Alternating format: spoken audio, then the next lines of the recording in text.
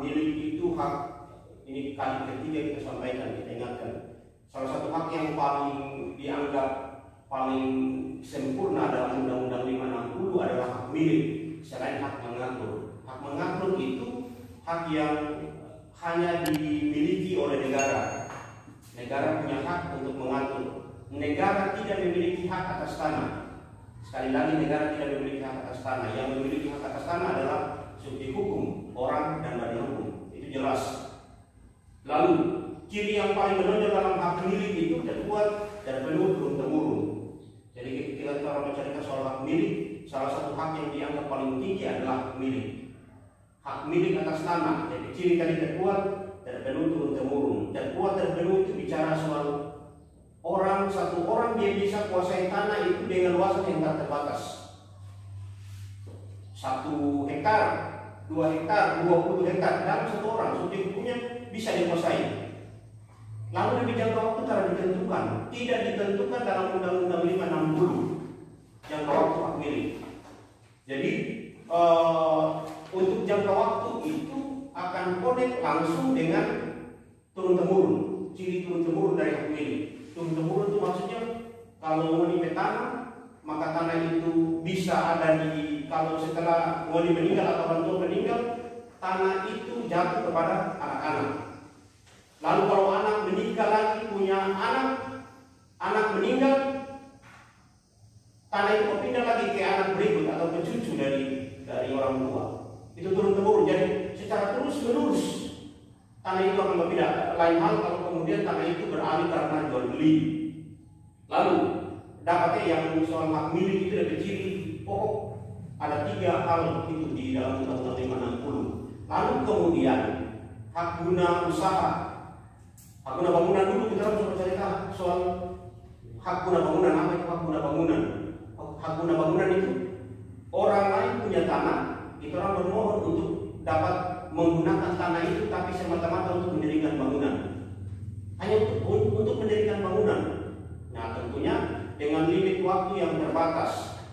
Lalu hak guna usaha. Kemarin kita sudah cerita soal hak guna usaha.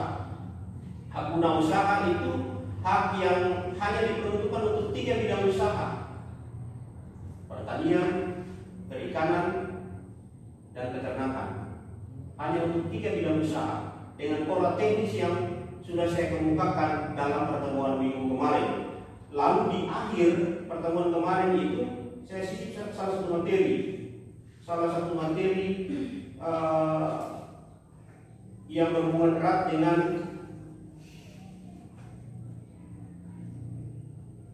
hak sewa atas tanah. Jadi bukan cerita kurang lebih ada hak milik, hak guna usaha, hak guna bangunan, hak sewa. 4 materi sudah saya distribusi secara tepat. Lalu hari ini secara sepintas kita akan bercerita soal hak pakai. Apa itu hak pakai? Nah, ketika bicara soal hak pakai, tentunya di awal sudah saya ingatkan bahwa secara total dalam politik hukum agraria 14 kali tatap muka itu kita orang akan berkutak-katik di Undang-Undang 560. Undang-Undang 560, Undang-Undang Pokok Agraria. Artinya cukup dengan mau di-download Undang-Undang 560, mau dibaca-baca saja, mau sudah punya cukup pemahaman dasar tentang ketentuan pokok agraria, tentang politik hukum agraria. Walaupun nanti kita orang bicara ada hal-hal lain, misalnya soal pendaftaran tanah. Pendaftaran tanah itu dengan peraturan pemerintah tersendiri, walaupun acuan pokoknya Undang-Undang 560. Lalu nanti kita akan bicara soal konversi hak atas tanah, yang tadinya hak-hak tanah yang ditinggalkan oleh Belanda, kemudian setelah Undang-Undang 560 dikonversi, diubah statusnya dari status yang notabene dengan nama Belanda, dengan bentuk Belanda, dikonversi, diubah sesuai dengan Undang-Undang 560. Misalnya salah satunya kita akan bicara soal eigendom. Eigendom itu salah satu hak yang ditinggalkan oleh Belanda, kemudian dikonversi oleh Undang-Undang 560 menjadi hak milik atas tanah. Nah, terkait hak pakai itu dalam perumusannya ada beberapa pasal ini sebetulnya hanya ada di pasal 41, 42, 43 Undang-Undang 560. Hanya 3 pasal yang memberikan penegasan tentang hak pakai.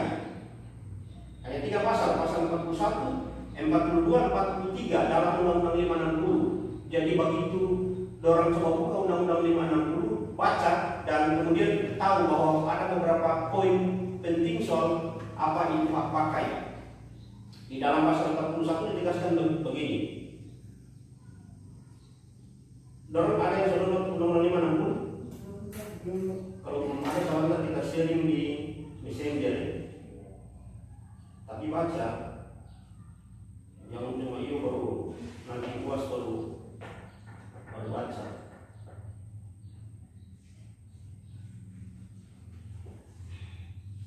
Semua ada pakai data? Ya. Lihat di dalam pasal 41 Undang-Undang 560, hak pakai adalah hak untuk menggunakan, lihat ya penegasan, hak untuk menggunakan dan atau memungut hasil dari tanah yang dikuasai langsung oleh negara atau tanah milik orang lain. Jadi ketika kita bicara soal hak pakai, maka kita orang akan lebih banyak bicara soal menggunakan atau memungut hasil dari tanah. Jadi misalnya orang kebun kelapa, kita orang menggunakan dengan hak pakai. Kita orang menggunakan hak pakai.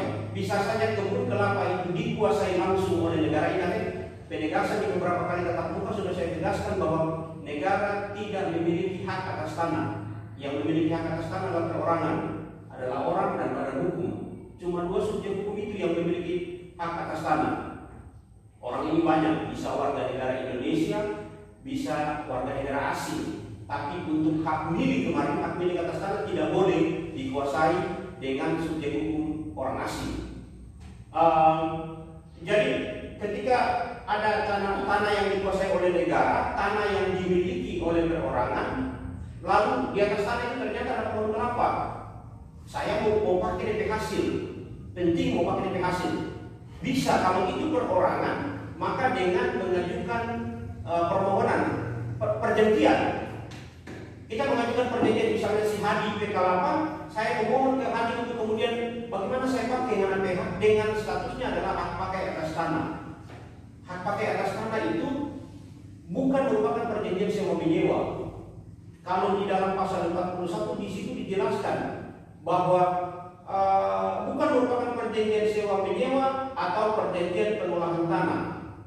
Perjanjian sewa menyewa itu jelas. Perjanjian sewa menyewa itu ada penyewa, ada orang yang memberi sewa. Misalnya yang paling sederhana adalah kalau mau sewa motor, kendaraan pakai harian misalnya, sewa itu diikat dengan perjanjian sewa menyewa. Tetapi terhadap hak pakai tidak didasarkan atas perjanjian sewa menyewa. Mengapa kemudian tidak didasarkan atas perjanjian sewa menyewa? Karena rumusannya sudah ada di dalam Undang-Undang 560. Dia menyebut bahwa ketika saya mau memakai hasil dari orang pekebun, orang pekelapa atau pohon apapun yang ada di dalam tanah itu, maka kita dapat mengikatkan diri dengan si pemilik lahan itu dengan statusnya hak pakai. Dapat ya? Jadi bukan hanya perorangan, negara yang menguasai hak milik atas tanah. Biasa di kampung-kampung itu ada tanah, orang menyebut tanah milik negara. Sebetulnya yang benar adalah tanah yang dikuasai oleh negara, karena negara tidak memiliki hak atas tanah. Kita bermohon kepada negara. Jadi perbedaan yang paling pokok adalah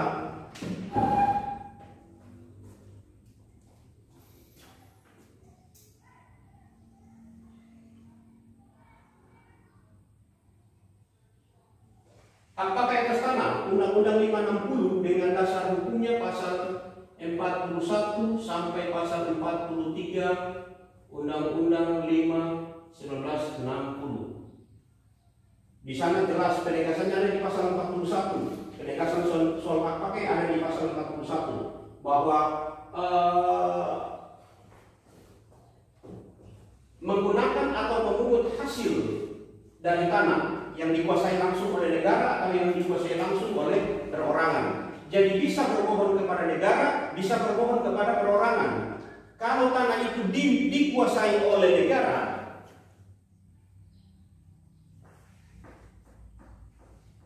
kemudian negara mengeluarkan keputusan?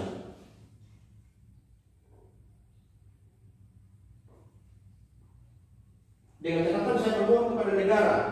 Bermohon kepada negara teknisnya melalui mana? Nah, yang diberikan tugas soal pokok-pokok agraria itu melekat langsung secara teknis kita orang ada di BPN, Badan Pertanahan Nasional. Dengan demikian kita dapat mengajukan permohonan kepada pemerintah, kepada negara melalui BPN. Kalau itu dikuasai langsung oleh negara, ingat kalau dikuasai langsung oleh negara maka kita bermohon, maka negara bisa mengeluarkan keputusan. Lalu kalau itu dikuasai langsung oleh perorangan,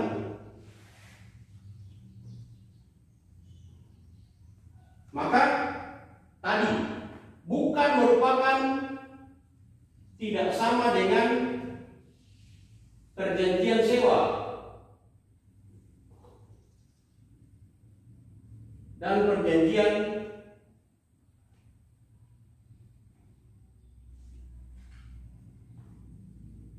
pengolahan tanah. Jadi perorangannya bermohon kemana? Tentunya bicara levelnya adalah perjanjian. Lihat deh, kalau ini kepada negara mengeluarkan keputusan dari negara. Kalau perorangan antara tadi kita dengan tadi, orang dua berceritanya levelnya adalah level perjanjian. Level perjanjian tentunya di dalam kalau bukan urusan undang peraturan yang berlaku tentang perjanjian, salah satu pasal yang paling sering dikemukakan dalam suatu perjanjian adalah pasal 1320 KUH Perdata.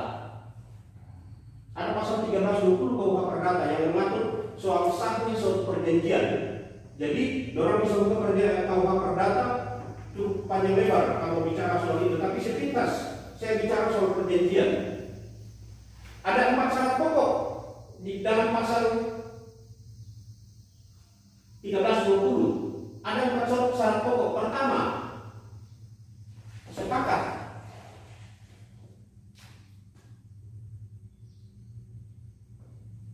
Sepakat. Lalu syarat kedua, cakap. Hal ketiga, hal tertentu. Dan keempat, sebab yang halal. Lihat, ada 4 syarat pokok yang ada dalam 1320. Ingat, 1320 hanya dipakai ketika orang membuat perjanjian dengan siapapun. Sifatnya perorangan. Jadi perorangan itu jumlah limit minimal adalah 1 orang. Tidak ada perjanjian lagi dari 1 di sana antara orang. Jadi 1+1. Perjanjian lahir selalu dengan jumlah minimal 1 orang. Boleh lebih, boleh. Lihat ya, di dalam 1320 ada 4 syarat pokok. Syarat pertama dan syarat kedua disebut dengan syarat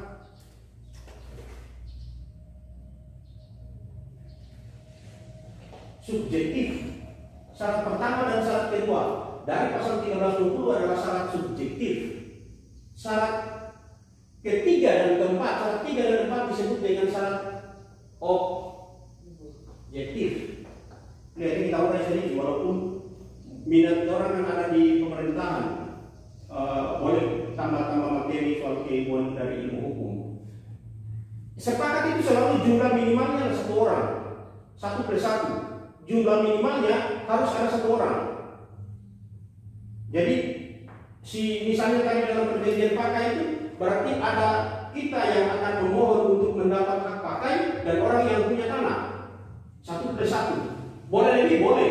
Misalnya yang punya tanah sana ternyata bukan cuma dia, karena itu tanah waris, orang ada 4 orang bersaudara. Ada 4 orang bersaudara, berarti perjanjiannya antara saya perorangan sendiri jumlahnya 1 dengan mereka bersaudara ada 4 orang. Lihat, sepakat jumlahnya adalah minimal 1 orang. Lalu cakap. Kecakapan itu berhubungan erat dengan kemampuan melakukan perbuatan hukum. Kemampuan melakukan perbuatan hukum. Jadi misalnya, orang mau menikah, syarat untuk menikah adalah 21 tahun. 21 21 tahun ini dianggap cakap melakukan perbuatan menikah, perbuatan hukum menikah. Jadi kalau masih ada di bawah 21 tahun, dia harus mendapat izin dari orang tua. Di dalam Undang-Undang 1 tahun 74 merumuskan demikian. Lihat ya, jadi sepakat dan cakap. Cakap itu kemampuan untuk melakukan perbuatan hukum. Misalnya syarat untuk jual beli, tidak boleh melakukan jual beli tanah dengan orang gila. Mengapa? Karena orang gila dianggap tidak cakap melakukan perbuatan hukum. Harus orang yang punya kemampuan untuk melakukan perbuatan hukum. Mengapa dia masuk dalam pengelompokan syarat subjektif? Karena ketika bicara soal syarat subjektif, bicara soal digantungkan pada kondisi subjek hukum itu, digantungkan pada orang. Sepakat selalu berhubungan dengan orang, cakap selalu berhubungan dengan orang. Dapat ya? Lihat, ketika syarat subjektif tidak dipenuhi, ketika misalnya suatu waktu bikin jual beli perjanjian pinjam pakai, lalu perjanjian pinjam pakai itu ternyata saya dengan si Hadi usia waktu itu 10 tahun. 10 tahun dia belum memenuhi kecakapan, belum memenuhi kecakapan. Tapi sudah ada di dalam sebuah percakapan. Mari tanah itu saya pakai dengan tempo waktu tertentu. Sudah sepakat soal itu. Begitu sepakat, di syarat kedua tidak dipenuhi. Tidak dipenuhi. Tetapi ketika dilakukan kesepakatan telah memenuhi syarat dalam 1320 syarat pertama, maka syarat itu telah memenuhi syarat. Walaupun ada satu bagian yang tidak dipenuhi. Tetapi ketika saya sudah sepakat, maka kesepakatan antara saya dengan Haji memiliki kekuatan mengikat yang cukup. Begitu saya sepakat sudah memiliki kekuatan mengikat yang cukup.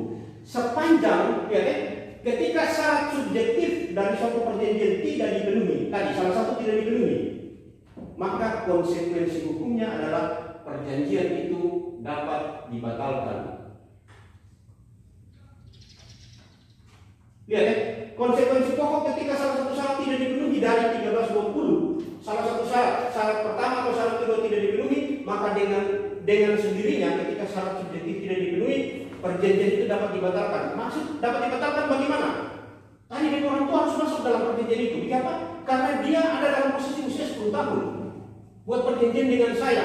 Kalau orang tua pihak ketiga tidak masuk dalam perjanjian itu, maka punya kekuatan mengikat yang cukup, langsung mengikat. Yang maksud dapat dibatalkan adalah harus ada pihak ketiga masuk dalam perjanjian ini. Pihak ketiganya siapa? Tentu berhubungan dengan ketidakcakapan tadi, orang tua, atau berhubungan erat dengan objek yang diperjanjikan. Dapat ya? Dapat? Kita peta, ragu-ragu? Kalau ragu-ragu karena ini cukup kompleks ketika bicara masuk dalam substansi ilmu hukum, cukup kompleks. Hati-hati, anggukan kepala itu kan ditandai dua makna. Makna pertama, kalau cepat itu besar kemungkinan tidak paham, mengerti. Itu kalau cepat, intensitasnya cepat. Kalau lambat itu setengah-setengah. Atau opsi lain adalah kalau dia cepat besar kemungkinan sama sekali tidak mengerti. Makanya harusnya ada di intensitas yang tengah-tengah, jangan terlalu cepat, jangan terlalu lambat. Lalu, lihat ya, syarat hal tertentu bicara soal apa? Hal tertentu itu, dorang bisa buat perjanjian apapun. Kompleks, terserah di dorang. Perjanjian itu kan berhubungan antara saya dengan dia, saya dengan siapa saja. Jadi perjanjian apapun boleh diperjanjikan. Misalnya, begitu dorang mau nikah, dorang harus bicara soal harta kekayaan. Itu orang berkultur di sini adalah tidak membicarakan soal harta kekayaan perkawinan. Nanti ada persoalan di kemudian hari, baru itu saya punya, itu saya dapat dari pekerjaan.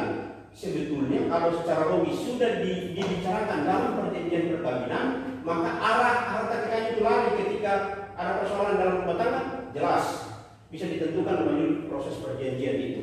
Lihat, jadi boleh berhubungan dengan perjanjian apapun, terserah. Dorang kesepakatan soal perjanjian soal apapun terserah. Dengan catatan terpenting adalah di salah tempat perjanjian itu harus halal. Perjanjian itu tidak boleh bertentangan dengan hukum. Dorang mungkin pernah dengar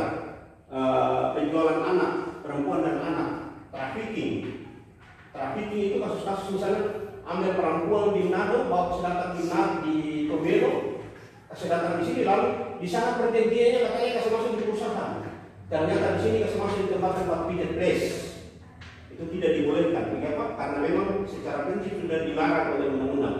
Jual anak dan perempuan itu bertentangan dengan undang-undang. Jadi perjanjiannya adalah harus perjanjian yang halal. Dibolehkan oleh undang-undang. Lihat konsekuensi hukum apa? Konsekuensi hukum ketika perjanjian itu tidak memenuhi syarat 3 dan 4 atau syarat halal dan sebab tertentu atau hal tertentu adalah batal demi hukum. Lihat konsekuensi hukum ketika syarat perjanjian tidak dipenuhi, maka perjanjian itu batal demi hukum. Batal demi hukum itu maksudnya adalah sudah dari awal ketika buat perjanjian itu oleh hukum dianggap tidak pernah ada. Jadi ketika orang bikin perjanjian itu bertentangan dengan aturan, maka dengan sendirinya oleh hukum dianggap tidak memiliki kekuatan mengikat.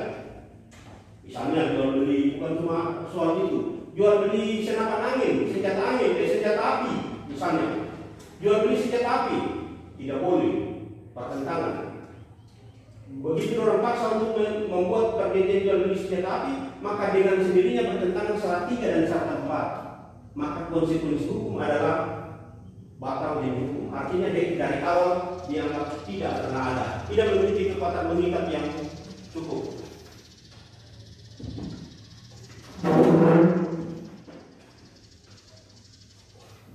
Lalu ada yang mau diskusi soal ini?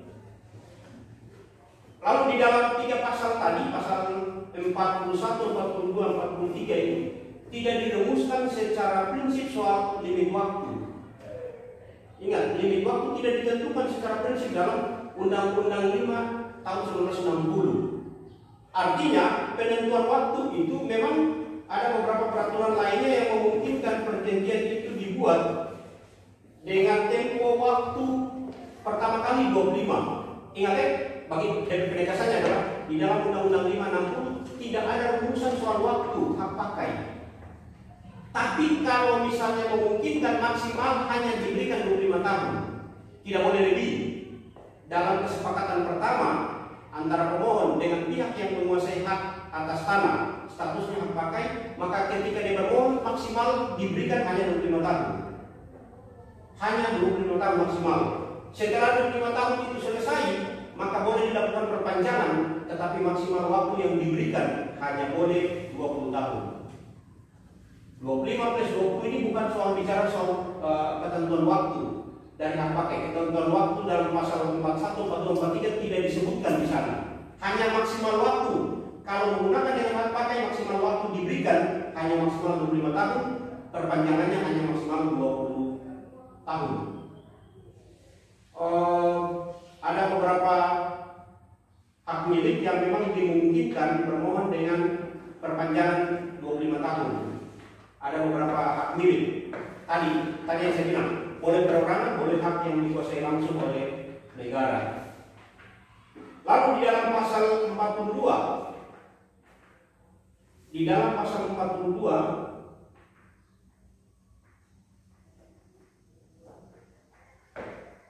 tadi jelas soal penetapan jangka waktu di dalam pasal 41 ayat 2 soal penegasan waktu. Lalu di pasal 41 ayat 2b ditegaskan bahwa hak pakai dapat diberikan dengan cuma-cuma, dengan pembayaran atau pemberian jasa berupa apapun. Jadi ingat, hak pakai itu bisa diberikan secara cuma-cuma. Statusnya adalah hak pakai. Jangan sampai kemudian dibilang bahwa ketika diberikan dengan hak pakai itu berubah statusnya menjadi hak milik. Hati-hati. Hak pakai itu terbatas. Lalu terbatasnya ada di mana? Ditentukan karena tadi berdasarkan keputusan yang dikeluarkan oleh negara atau berdasarkan atas perjanjian. Di dalam perjanjian hak pakai itu harus dirumuskan salah satu poin yang penting soal jangka waktu. Harus penentuan soal jangka waktu. Kalau tidak cacat, perjanjian cacat karena bicara soal hak pakai, maka perumusan isi dari perjanjian, klausul dalam perjanjian itu salah satu item terpenting adalah bicara soal jangka waktu. 25 plus 20 maksimal waktu yang diberikan, tidak boleh lebih. Hak milik dalam perpanjangan boleh dengan jangka waktu yang diberikan 25 tahun. Jadi boleh diberikan secara cuma-cuma, boleh dengan pembayaran atau pemberian jasa berupa apapun. Lalu di dalam pasal 42 Undang-Undang 560 ditegaskan soal siapa saja yang bisa memiliki hak pakai. Atau biasanya yang kemarin sudah saya bukakan bahwa ketika kita orang bicara soal objek hukum itu berkaitan erat dengan subjek hukum. Objek hukum itu selalu berhubungan dengan benda. Objek hukum apapun selalu berhubungan dengan benda. Dalam politik hukum agraria, objek hukum yang akan kita bicarakan adalah selalu bicara soal agraria. Fokusnya lebih banyak soal tanah, lebih banyak soal tanah. Nah, di dalam pasal 42 ditegaskan bahwa yang mempunyai hak pakai, yang dapat mempunyai hak pakai adalah pertama warga negara Indonesia. WNI itu pasti. WNI itu bisa memiliki hak pakai.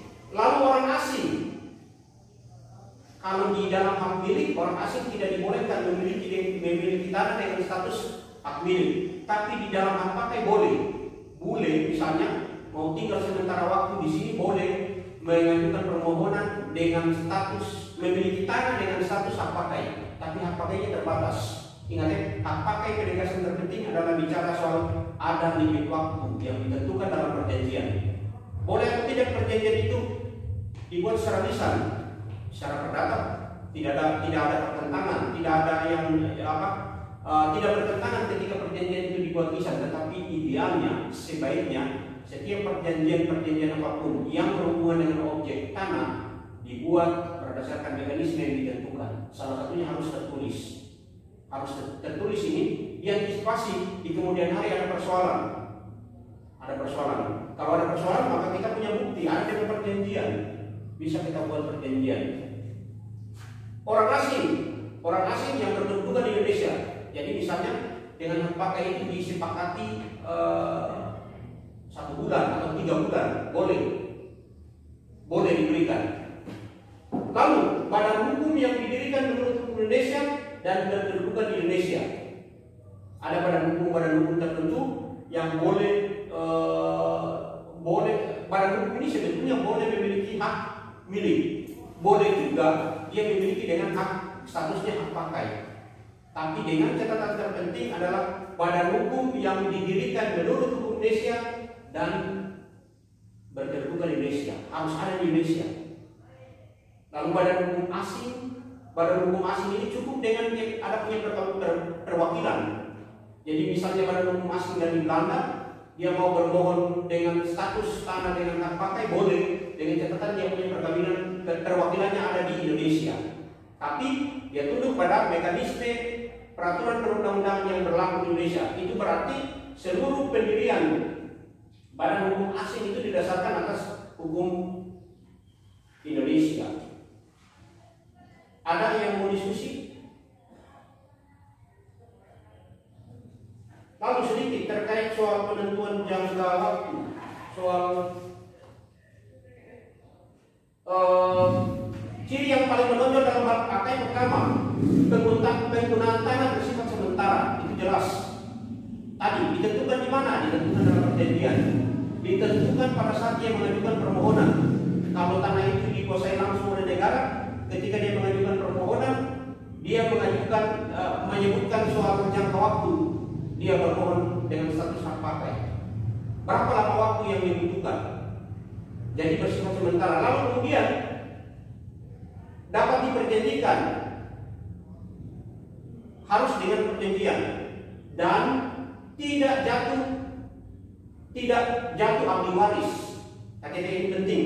Jadi kalau kemudian misalnya dorang suami istri dorang bermohon status tanah, salah satu status tanah dengan status hak pakai, lalu kemudian pada satu waktu salah satu meninggal dunia, kan secara logis seharusnya kalau dari jangka waktu masih ada 25 tahun, dorang baru pakai sekitar 10 tahun, masih ada 15 tahun, lalu tiba-tiba di 10 tahun itu meninggal dunia, maka dengan meninggal dunia dianggap hapusnya hak pakai.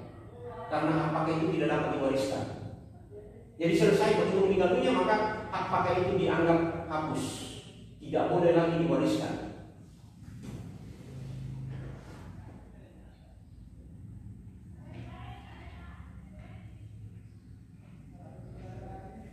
Lalu hal catatan lain adalah terkait dengan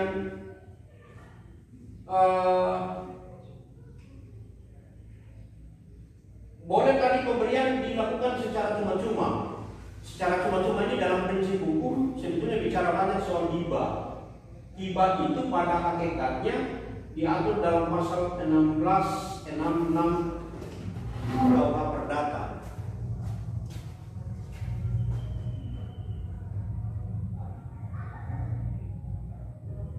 BW ini Burgerlijk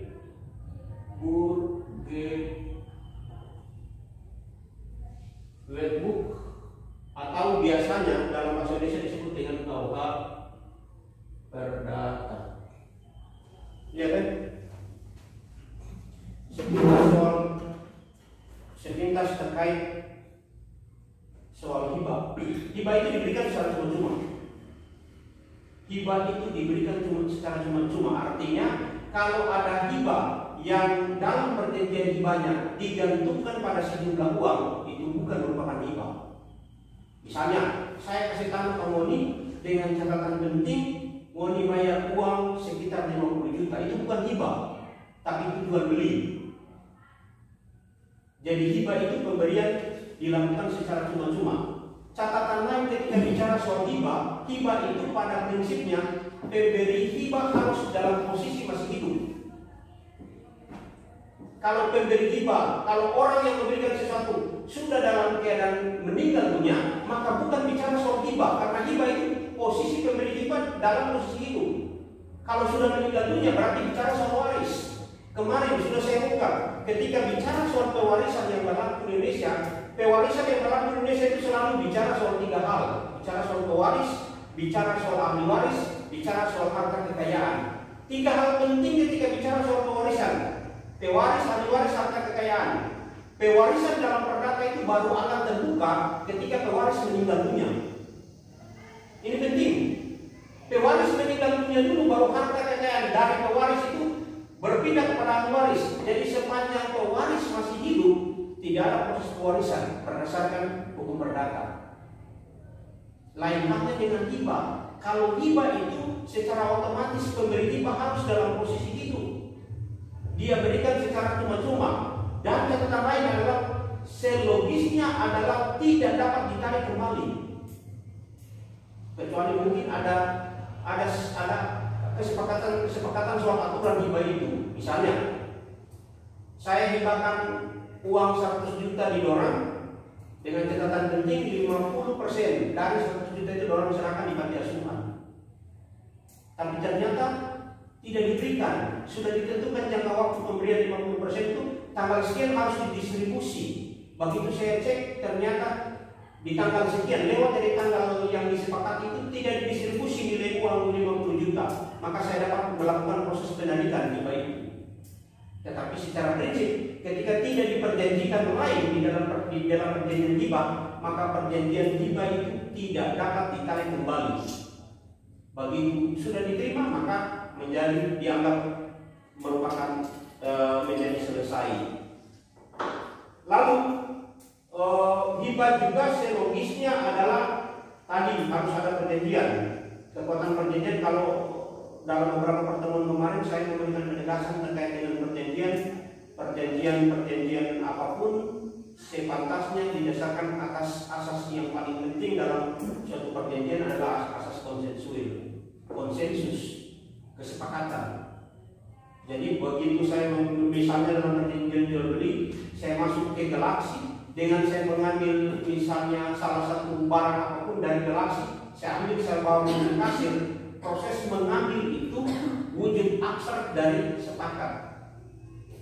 Saya menyepakati begitu saya ambil berapapun DP jumlah, jadi tidak logis kalau kemudian setelah saya ambil, saya menuju kasir, saya bikin penawaran harga. Itu so gila. Misalnya ambil sepatu di Galaxy, bawa begitu sepatu, dapat dia sepatunya 250. menuju di kasir lalu bilang, wah boleh kata rada, kasir boleh kata rada ini 100.000. Tidak ada. Mengapa? Karena wujud abstrak dari kata sepakat itu tercoret langsung, terwujud langsung ketika saya memilih objek itu membawa barang itu menuju pada kasir. Di sana kekuatan kesepakatan, kekuatan perjanjian itu sudah dimulai. Dan puncaknya perjanjian itu akan selesai mengalami proses titik puncak ada pada livering. Kalau dalam hukum perdata livering itu penyerahan. Penyerahan apa? Penyerahan barang yang saya ambil dan penyerahan uang sebagai wujud dari pembayaran. Karena kalau jual beli, ketika bicara soal jual beli, bicara soal objek pokok barang dan uang. Ingat, jual beli itu hanya bicara soal objek pokok barang dan uang. Tidak boleh mengalami proses perubahan terhadap objek. Karena ketika mengalami proses perubahan tadi dari barang ke uang, lalu berubah dari barang ke barang. Kalau mengalami proses perubahan dari barang ke barang, bukan lagi merupakan perjanjian jual beli, tetapi berubah perjanjian menjadi perjanjian barter. Tukar menukar. Tukar menukar itu objek pokoknya adalah barang plus barang. Lalu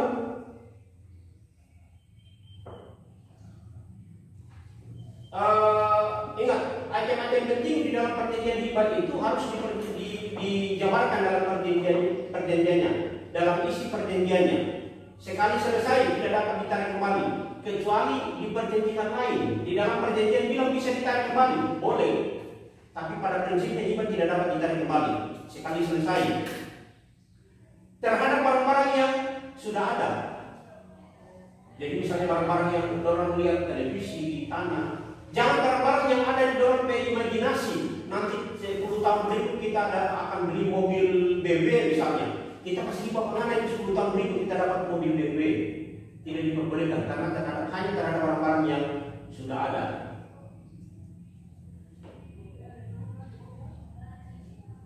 Lalu hapusnya hak pakai.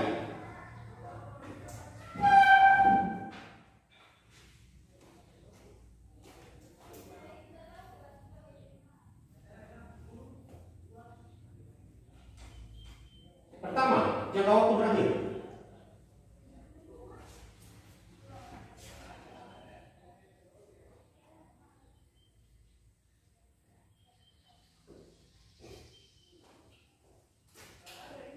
Jangka waktu berakhir di dalam perjanjian disebutkan jangka waktu berakhir hari ini. Maka kekuatan mengikatnya selesai hari ini. Hak pakainya berakhir hari ini. Dibatalkan oleh pemegang hak dalam perjalanan misalnya salah satu waktu salah satu pihak tidak memenuhi prestasi. Ingat, prestasi yang telah saya tegaskan berulang kali ketika berhubungan erat dengan prestasi adalah berhubungan erat dengan kemampuan subjek hukum memenuhi apa yang sudah disepakati. Ada di KUH Perdata pasal 1234. Prestasi adalah memberikan sesuatu, tidak memberikan sesuatu. Ada 3 wujud dari prestasi. Jadi dalam suatu waktu kemudian misalnya sudah disepakati saya jebakan saya memberikan hak itu dengan hak pakai dengan catatan penting, hasil dari pohon kelapa itu harus dibagi misalnya 50 untuk dorang, 50 untuk saya. Tapi kemudian tidak dipatuhi, maka kemudian dapat dilakukan proses pembatalan. Tapi catatan terpenting adalah pembatalan itu harus didasarkan atas kesepakatan kedua belah pihak. Pembatalan harus dilakukan atas kesepakatan karena di awal ada perjanjian. Harus dilakukan kesepakatan, tidak boleh sepihak. Lalu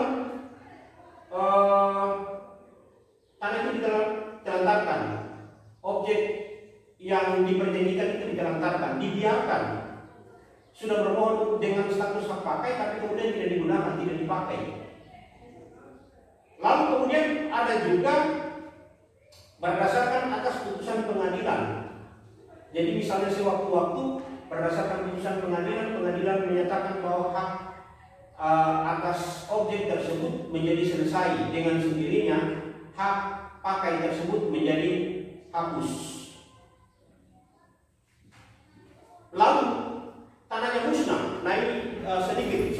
terkait tanahnya musnah. Sebetulnya kemarin sudah saya ulas berulang kali soal tanahnya musnah. Tanahnya musnah itu maksudnya tanah itu musnahnya tanah tidak disebabkan oleh salah satu pihak.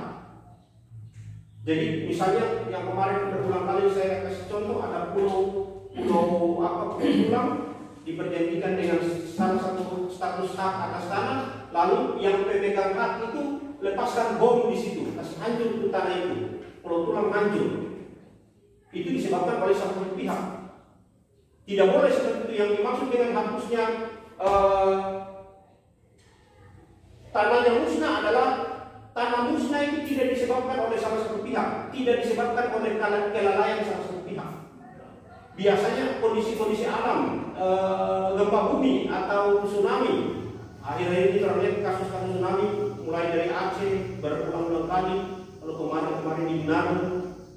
Torang sampai kalau satu waktu torang kemarin kan dihebohkan di hal ini, dihebohkan tsunami. Tiba-tiba orang banyak di gunung-gunung, ada di kantor bupati sana penuh orang-orang mengungsi, padahal orang tak tahu informasi itu dari mana. Katanya informasi ada orang tua-tua kasih informasi itu soal tsunami. Nah, tiba-tiba satu kali tsunami, dan tsunami itu airnya tidak lagi surut. Maka dengan sendirinya pulau-pulau yang ada di sekitar, pulau-pulau yang tenggelam oleh karena air tsunami itu dianggap menjadi musnah. Kalau pulaunya musnah, maka dengan sendirinya status hak pulau itu, status atas hak pulau itu, kalau diikat dengan hak pakai pula menjadi hapus.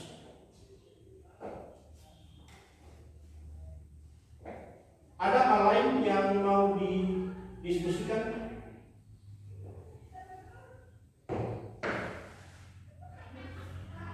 Lihatnya kalau pengalihan, sedikit terkait dengan pengalihan itu tidak sempat saya ulas. Kalau pengalihan itu harus dilakukan, pengalihan itu maksud tadi saya memegang objek yang diperjanjikan dengan hak pakai.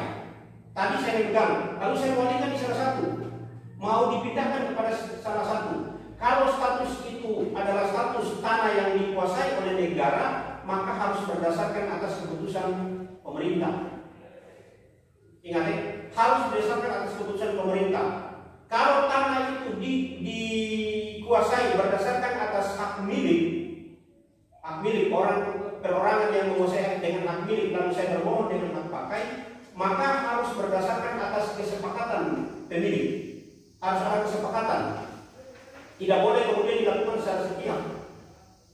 Tidak boleh. Semuanya harus dilakukan berdasarkan atas kesepakatan. Makanya item-item penting di dalam perjanjian tentang hak pakai itu harus diurai secara jelas, termasuk soal pengalihan harus diurai tadi kan yang penting, misalnya kalau dengan jangka waktu 1 tahun atau dengan jangka waktu 10 tahun disebutkan di dalam perjanjian, tidak boleh tidak. Mengapa? Karena hak pakai itu hak yang bersifat limitatif, hak pakai itu hak yang bersifat terbatas.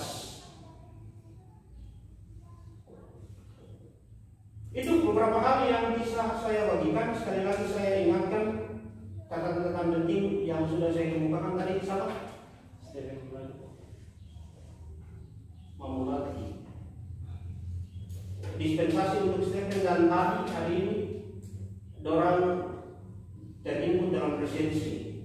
Absen kita belum sempat, tadi belum sempat dicetak. Minggu hari Jumat saya berharap absen itu nanti didistribusi. Lalu ingatnya catatan mulai minggu depan itu yang terlambat tetap dia dimungkinkan untuk masuk, tetapi saya suka ambil absen. Itu berarti saya tidak lagi distribusi dorang di dalam presensi, tidak diikutsertakan dalam presensi. Yang tidak hadir, dorang berhak untuk menikmati proses kuliah, tapi tidak lagi diikat tidak diikuti dalam perjanjian, di dalam presensi. Jelas tidak boleh terlambat, silakan. Kalau misalnya tadi saya dan tiba-tiba saya datang yang ada cuma Clara, saya semulai, berarti kemungkinan besar saya harus panggil absen.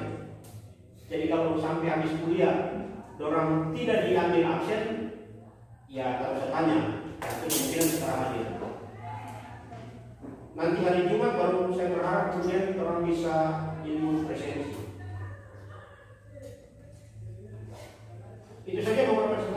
bisa saya bagikan sore hari ini. Terima kasih banyak.